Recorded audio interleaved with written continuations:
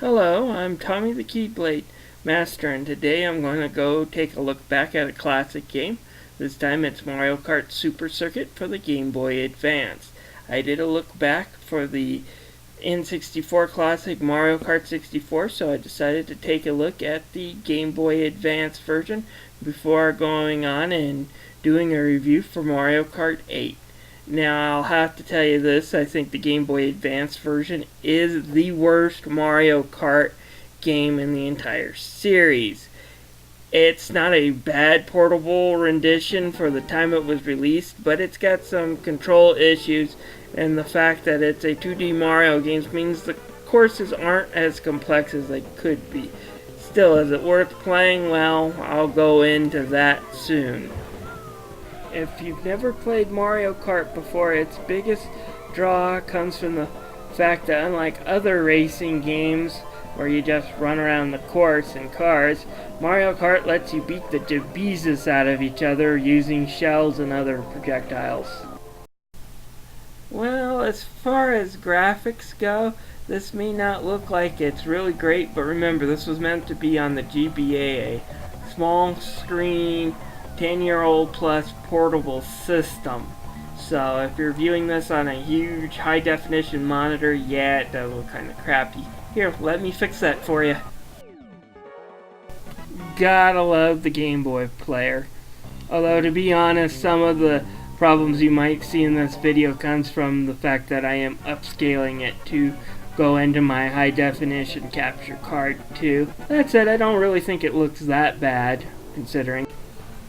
Where the graphics do shine though are in some of the backgrounds. While the foreground may be blurry on a big screen TV, you gotta love what they did with some of the backgrounds. Take this jungle volcano area. Each lap I go, the volcanoes start to erupt and more rocks appear on screen, and in the background you'll see the screen get darker and more lava spew out. It's a real cool trick. Now for the sound. What can I say? The music in the game is decent. Yeah, decent. It does have a few good remixes of some of the Super Nintendo classics like this. As for the voices in this, they seem to be made from much shorter clips than they were in Mario Kart 64, and there have been a few new ones added in since voice actors or voices themselves changed during the period from Mario Kart 64 to Super Mario Circuit. For example, Yoshi has a little bit more chatter to him rather than the Super Nintendo sound effects.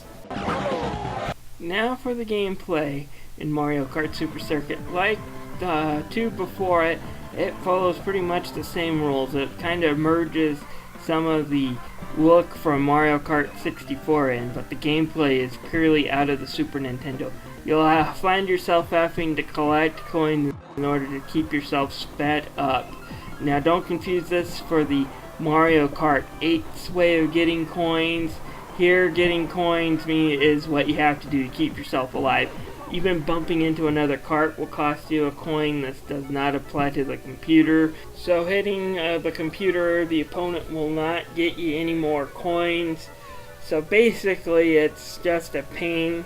I like the way they do it in newer ones, or you can see the speed boost and smack on somebody will give you an opportunity to steal some coins from them. This is not the case here. It just kind of feels a cheap way to add to the gameplay. It's something they took out later and didn't put back in until they redid it. As for the power-ups and the courses themselves are done in 2D classic Super Mario Kart.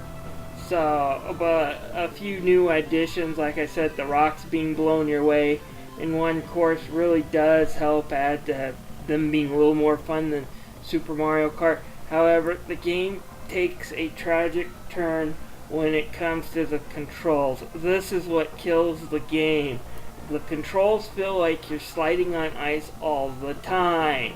It's hard to turn without running off the course. You're constantly having to apply the brake. This is different from the tight controls that other Mario Karts gave you. And guys, when it comes to courses that have holes in them, it seems like you're always destined to fall in. This is the major con of this game. For the weapons, we get pretty much the same ones that were in Mario Kart 64. You'll have triple shells, red shells, green shells, invincibility, and even occasionally a lightning bolt will come your way. As part of an added bonus, though, on the coins you do collect, if you get a high enough score, will unlock Super Nintendo levels, which is kind of a nice addition, although these levels have been severely gutted. Take this track, for example. This Bowser's Castle is supposed to have thwomp and zips, and it's kind of bare bones. Still nice extra, but it just can't help overcome those lousy controls. So what about the multiplayer in this game? Well, it does offer a single cartridge multiplayer through the Game Boy Advance Game Link. And from what I played of it when I was a little younger, 10 years ago, it wasn't half bad. It was the first Mario Kart we could take on the road. So we did have some fun in that sense. But to say the DS and the 3DS versions are way better would be an understatement. If this does show up on the Wii U, it won't have any of that multiplayer, which is half of what a great Mario Kart game is. So Nintendo, this is the worst Game Boy Advance game you could put on the Wii U. It's probably the worst game you could put on the 3DS unless you can emulate the Game Link. So yeah, this game is the loser of the Mario Kart series. I do hope we see some of the tracks as DLC in Mario Kart 8, but I really don't want Nintendo to revisit this game again.